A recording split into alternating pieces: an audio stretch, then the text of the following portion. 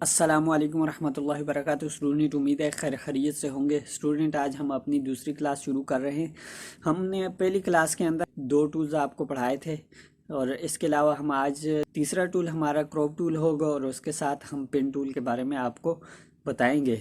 तो आपने यकीनन पहली क्लास की भी प्रैक्टिस की होगी। दूसरी क्लास के अंदर हम आपको कुछ शॉर्ट कीज़ भी पढ़ाने वाले हैं, तो आप शॉर्ट कीज़ को भी लाजमी याद किया करें और क्लास की प्रैक्टिस किया करें। अगर आपने अभी तक हमारे चैनल को सब्सक्राइब नहीं किया तो सब्सक्राइब भी कर लें और बेल आइकन के बटन को प्रेस कर दें ताकि आने वाली हर नई वीडियो का नोटिफिकेशन आपको मिलता रहे। और हम इंशाअल्लाहुल अज़ीज़ आपके लिए और भी बहुत सारे कोर्सेज़ लाएंगे। अगर आप दिलचस्पी और इंटरेस्ट से सीखेंगे तो हम आपको बहुत कुछ सिखाएंगे। तो हम चलते हैं अपनी स्क्रीन पर। अस्सलामुअलैकुम स्टूडेंट, हम अपनी स्क्रीन पर आ गए। तो हम अपनी क्लास 2 शुरू करने जा रहे हैं। क्लास 2 के अंदर हम आपको कुछ शॉर्ट कीज़ पढ़ाएंगे और उसके साथ हम आपको टूल्स के बारे में बताएंगे कि हमारे पास जो दो टूल्स हैं इनके अंदर भी आप देख सकते हैं कि कुछ टूल्स मौजूद हैं इसी तरह नीचे वाले टूल्स के अंदर, और इसी तरह उसके नीचे 2-3 हम आपको टूल्स भी पढ़ाएंगे और उसके साथ हम आपको कुछ शॉर्ट कीज़ भी पढ़ाएंगे। और इंशाअल्लाह अज़ीज़ आपने अगर पहली क्लास की प्रैक्टिस की होगी तो आप दूसरी क्लास के अंदर आप यकीनन इसको अच्छी तरह सीख सकेंगे, इसको प्रैक्टिस भी कर सकते हैं और इसको आगे डिज़ाइन क्रिएट करना आपको यकीनन थोड़ा बहुत आ चुका होगा।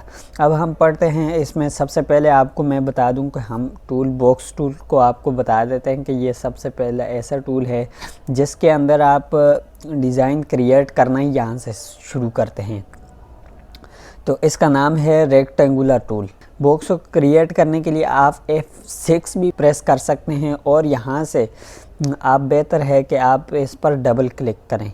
डबल क्लिक करने से आप देखें कि जैसे ही आपने जिस तरह आपने उसको साइज़ दिया है, ऊपर आप यहाँ पे देख सकते हैं, यहाँ पे आप इसका साइज़ दे सकते हैं। ऊपर 8.2 और 11.6 यहाँ पे हमारे पास साइज़ आ रहा है। आपको मैं जूम करके दिखा देता हूँ। ये देखें 8.2 और 11.6 हमारे पास साइज़ आ रहा है। यहाँ से आप कोई भी साइज़ चेंज भी कर सकते हैं। अगर आप चाहते हैं कि आप इसको चेंज कर दें इस साइज़ को, तो आप यहाँ से इसका साइज़ भी चेंज कर सकते हैं। तो उसके लिए आप यहाँ पे क्लिक करें। क्लिक करने के बाद आप यहाँ से भी देख सकते हैं कि यहाँ से हम क्या करते हैं, 8 की जगह हम 5 लिखते हैं, नीचे भी हम 11 की जगह 5 लिखते हैं। हम बिल्कुल गोल अपना बॉक्स बनाना चाहते हैं तो आप ये देख सकते हैं। हमारे पास आप देख सकते हैं कि 5x5 इंच का हमारे पास बॉक्स आ गया है। इस बॉक्स से आप इसका साइज़ यहाँ से भी चेंज कर सकते हैं और आप शुरू से भी कर सकते हैं, लेकिन अगर यहाँ से भी करना चाहें तो कर सकते हैं। आप मुख्तलिफ़ किस्म के फ्लैक्स बना रहे हैं, ब्रोशर या कार्ड्स वगैरह, तो उनका साइज़ अलग अलग होगा, तो आप यहाँ से साइज़ चेंज करके बना सकते हैं। हमारे पास सबसे पहले ये टूल आ गया है। इस टूल का नाम है क्रॉप टूल। क्रॉप टूल का क्या काम होता है, इसके अंदर आप देख सकते हैं कि नीफ टूल भी आ गया। नीफ कहते हैं छुरी को, क्रॉप कहते हैं किसी चीज़ को क्रॉप करना, काट लेना। और इसके आगे मतलब है कि जो आपने सेलेक्ट किया हुआ है उसको डिलीट करने के लिए, जो आपने जो कोई बॉक्स बनाया हुआ है उसको पूरे बॉक्स को डिलीट करने के लिए। नीचे आगे रेज़र, आप किसी चीज़ को उसके साइडों को कहीं से रेज़ करना चाहते हैं तो यहाँ से आप रेज़ भी कर सकते हैं। तो चलिए हम इस बॉक्स को कलर दे देते हैं। यहाँ आप राइट साइड से आप इसको कोई भी कलर दे सकते हैं। यहाँ से हम ये कलर दे सकते हैं। कलर्स के ऊपर आप देख सकते हैं नाम भी आगे ग्रीन कलर हमने इसको दिया है।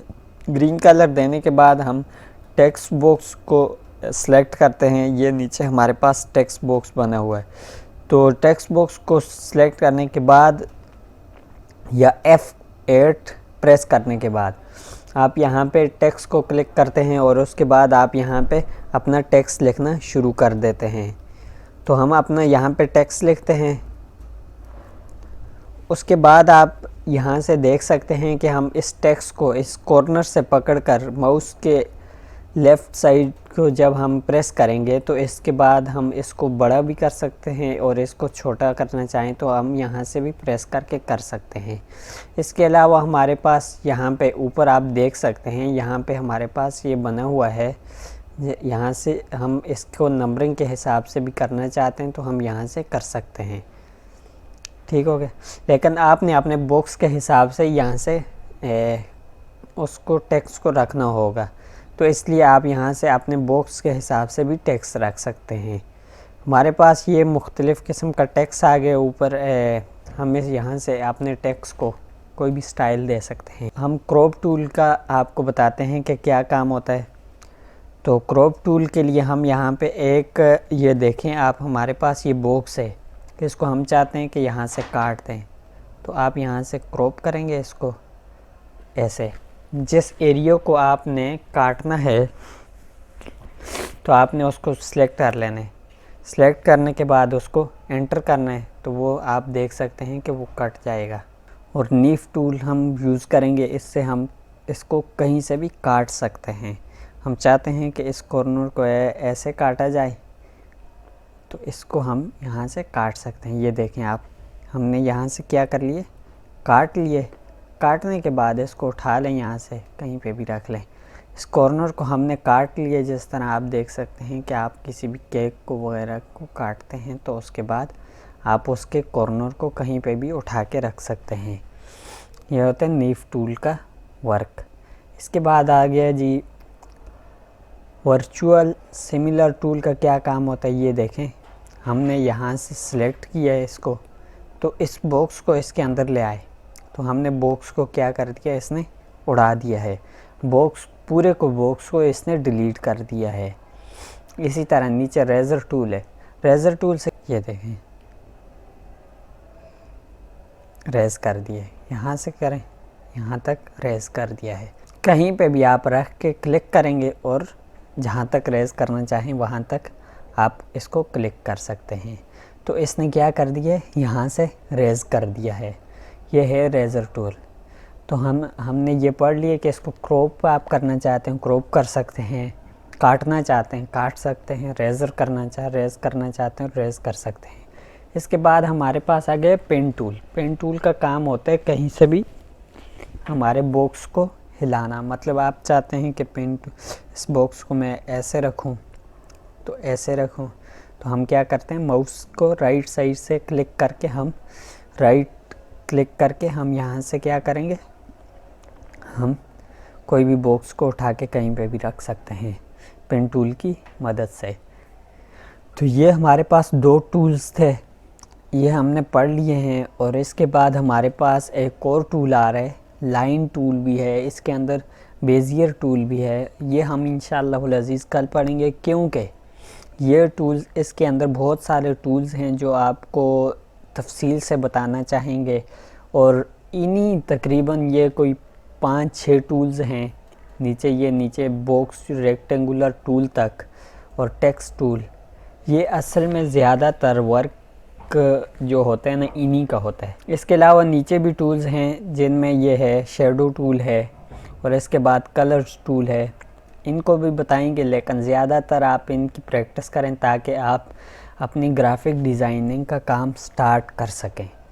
यकीनन अगर आप कोरोड्रा से स्टार्ट करते हैं तो आप काफ़ी सारे ऐसे सॉफ्टवेयर हैं ग्राफिक डिज़ाइनिंग के, एडोब इलस्ट्रेटर है जो इंशाअल्लाह अज़ीज़ इस कोर्स के बाद, फ़ोटोशॉप के बाद इंशाअल्लाह अज़ीज़ आपको वो भी सिखाएंगे।